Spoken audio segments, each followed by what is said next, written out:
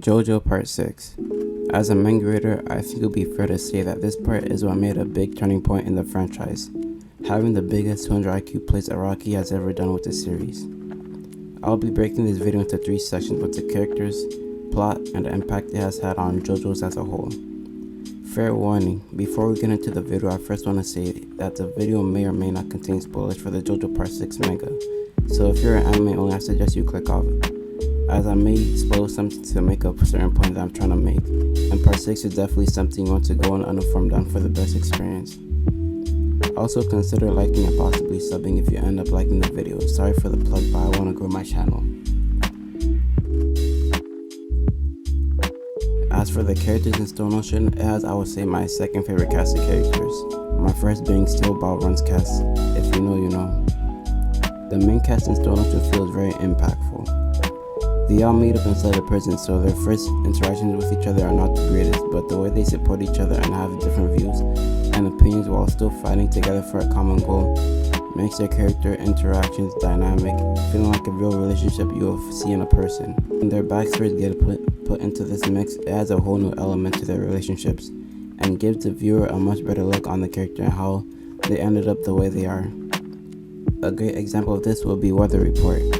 When first introduced along with Anasui, a person who had ended up in the prison with no idea of their identity or what he had been up to before landing in prison.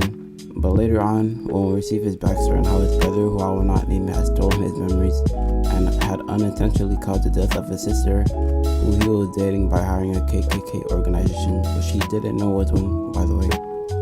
It added a whole new depth to his character and caused him to go from that "I forgot my backstory" cliche type of character to one of the more complex ones in the Part 6 story. I honestly made him one of my favorite characters in the entire Stone Ocean part because of this transition that he had. As far as the plot goes, I have nothing bad to say about it. It feels refreshing. All JOJO parts for the most part at their core follow a similar plot structure, more or less, but what makes them all have their own sense of individuality is their setting and tone, and Part 6 is no different. It's in prison with a jailbreak type of tone while also corresponding things like adventure from Part 3, where they travel around for a bit. How it goes from a jailbreak to saving the universe, which they semi-succeed in, gives it this Infinity War type of vibe, if you know what I mean. Like how Part 4 feels episodic with their new adventures every few episodes, or Part 3's journey across the globe type of vibe. I know I'm not articulating it well, but it's like Part 6 is like a way to wrap up the story and all the previous parts nicely and neatly, bringing everything full circle, like with my example of Infinity War, which it does very successfully. Part 6, I would say it has had one of the most impacts on the series, only behind Part 3, I would say, in my opinion. Before I started reading the manga, which is about over a year ago or close to a year at this point, I couldn't be the only one that thought, what are they going to do when they reach present day, which Part 6 practically already was for the time it was being published in. Then boom, universe reset.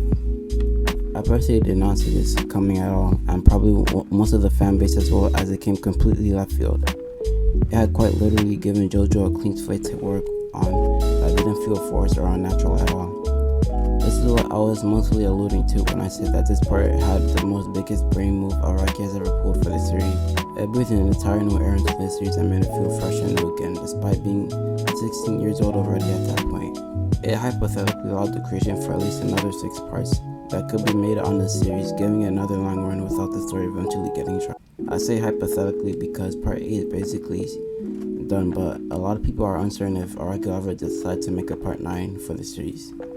If he chooses not to, I respect his decision because he's already been working on the series for decades now and could have retired a long time ago if he wanted to.